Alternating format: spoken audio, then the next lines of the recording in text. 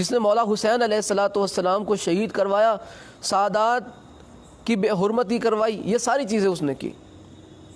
اور جب میں معاویہ کو لعنتی کہتا ہوں تو کچھ لوگوں کے چہرے ایسے بگڑ جاتے ہیں جیسے انہیں کوئی ایڑیا پلا دیا ہو۔ اب پتہ نہیں آپ کے یہاں اسے کیا کہتے ہیں، خیر جو بھی ہو، چہرہ بگڑ جاتا ہے۔ المختصر یہ، جب میں معاویہ کو لعنتی کہتا ہوں تو کچھ لوگوں کا چہرہ ایسے بگڑ جاتا ہے۔ کیوں بھائی؟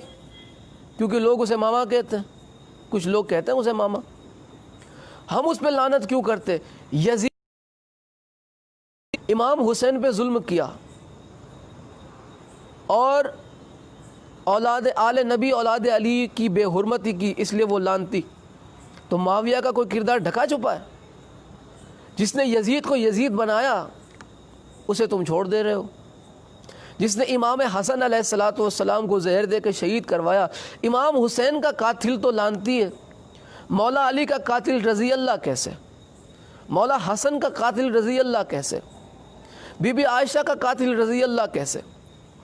جسے اللہ لعنتی کہتا ہے۔ میں آیت پیش کر چکا، وَمَنْ يَقْتُلْ مُؤْمِنًا مُتَعَمِّدًا فَجَزَاؤُهُ جَهَنَّمُ خَالِدًا فِيهَا وَغَضِبَ اللَّهُ عَلَيْهِ وَلَعَنَهُ وَأَعَدَّ لَهُ عَذَابًا عَظِيمًا۔ اللہ جس پہ لعنت برساتا ہے تم اسے کہتے ہو تمہارا ماما، جس پہ اللہ لعنت بھیجتا ہے اسے تم کہتے ہو رضی اللہ، اللہ جس پہ لعنت بھیجتا ہے اسے تم کہتے ہو صحابی، جس پہ اللہ لعنت بھیجتا ہے تم اسے کہتے ہو کہ صاحب کردار، جس پہ اللہ لعنت بھیجتا ہے تم اسے کہتے ہو کاتب وحی، جس پہ اللہ لعنت بھیجتا ہے اسے تم کہتے ہو کہ یہ جو ہے عظیم ترین صحابی تھا۔ ہے جی، شرم نہیں آتی؟ شرم تم کو مگر آتی نہیں، ہے جی، بالکل نہیں آتی نا شرم۔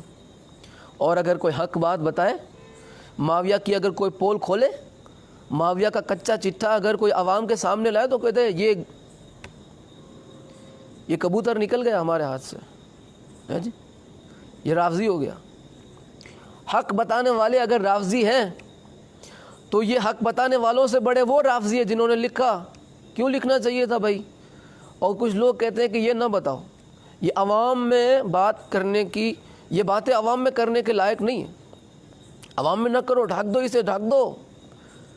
اگر یہ عوام میں بات کرنے جیسی نہ ہوتی تو یہ مورخ اپنی کتابوں میں نہ لکھتے، محدث اپنی حدیث کی کتابوں میں یہ سب چیزیں نہ لکھتے۔ فالتو چیزیں ہوتی عوام میں جب بیان کرنی نہ تھی، اور لکھا کیوں کتاب میں انہوں نے؟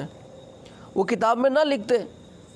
مجھ پہ اگر کوئی رافضی، خارجی، گمراہ جو بھی اگر فتویٰ لگانے کا جو آپ کو اگر دل چاہتا ہے، کسی کو اگر اس میں سے دل چاہتا ہو تو وہ ضرور لگائے، لیکن ایک ذہن میں خیال ضرور رکھیے گا کہ یہ فتویٰ مجھ سے پہلے ان پر بھی لگانا کہ جنہوں نے یہ اپنی کتابوں میں لکھا ہے، ٹھیک ہے؟ اپنی کتابوں میں یہ سارے یہ چیزیں ذہن میں رکھنا کہ جس نے یہ کتابوں میں اپنی لکھا ہے وہ مجھ سے بڑے گمراہ اور مجھ سے بڑے رافضی کہلائیں گے پھر۔ لہٰذا حق تسلیم کر جاؤ، حق مان جاؤ گے، تمہارے باپ کا کچھ نہیں جائے گا، آخرت تمہاری سنور جائے گی۔ اور یاد رکھنا، بغض علی وہ بیماری ہے۔ شہید محسن نقوی فرماتے تھے مولا ان کے درجات بلند فرمائے، اور یہ جو میں پڑھ رہا ہوں اور اگر کوئی عقیدت مند سن رہا ہے اور وہ خوش ہو رہا ہے تو اس کا ثواب مولا شہید محسن نقوی کے جو ہے نامہ اعمال میں درج فرمائے۔ آپ فرماتے تھے کہ پیے وہ گھول کے قرآن بھی اگر محسن۔ بغض علی کتنی بھینکر بیماری ہے۔ دیکھیں کورونا جو یہ جو بیماری ہے، یہ کورونا بیماری، یہ آج نہیں تو کل یہ ٹل جائے گی، اس کا علاج نکل آئے گا، ٹھیک ہے؟ آج نہیں تو کل اس کا علاج تو ملنا ہی ملنا ہے، یہ طے ہے۔ اور کچھ جو ہے ڈاکٹروں کا دعویٰ بھی ہے کہ انہوں نے اس کی جو ہے دوائی کو بنا لیا ہے، کھوج کر لی ہے انہوں نے، تو کہیں نہ کہیں جو ہے امید نظر آ رہی ہے کہ اس کا علاج ہے۔ لیکن بغض علی اتنی بھینکر بیماری ہے، اتنی خطرناک بیماری ہے جس کا جناب کوئی علاج ہی نہیں۔ اور شہید محسن نقوی نے تو آپ سمجھیں کہ 2 مصروں میں آپ نے پوری بات انتہا تک پہنچا دی۔ آپ فرماتے تھے کہ پیے وہ گھول کے قرآن بھی اگر محسن، پیے وہ گھول کے قرآن بھی اگر محسن، مریض بغض علی کو شفا نہیں ملتی۔ وہ کچھ بھی کر لے، قرآن اگر گھول کے پی جائے اسے شفا نہیں ملتی، اس لیے کہ بغض علی وہ بھینکر بیماری ہے۔ اس کا علاج ہی نہیں، اس کا علاج جہنم ہے، جہنم اس کا علاج ہے، سیدھا سیدھا جہنم۔ اس کی جتنی بھی عبادتیں ہیں لعنت میں تبدیل ہو جائے گی، عذاب میں تبدیل ہو جائے گی، جو بغض علی دل میں رکھ کے عبادت کرتا ہے۔ تو میں عرض کر چکا کہ یہ معاویہ، یہ ماما کے بھانجے جو معاویہ کی دم بنے ہوئے ہیں، اس کے پھینکے ہوئے ٹکڑوں پہ اپنی زندگی گزار رہے ہیں، کھا کر علی کا حیدر کرار کو بھونکتے ہیں، اور اہل بیت کی تعریف کرنے والوں کو یہ لوگ رافضی اور خارجی اور پتہ نہیں یہ جو کہتے ہیں، تو انہیں ذرا قرآن پہ غور کرنا چاہیے۔ میں شروع میں عرض کر چکا کہ یہ آج دور ایسا آ چکا ہے کہ اگر اہل بیت کی شان بیان کی جائے تو لوگ کہتے ہیں جی گیا کبوتر ہاتھ سے نکل گیا، یہ شیعوں میں مل گیا، یہ کالے کپڑے پہنتا ہے یہ شیعوں میں مل گیا، یہ عزاداری کرتا ہے شیعوں میں مل گیا، یہ زیادہ علی علی کرتا ہے جا کے شیعوں میں مل گیا۔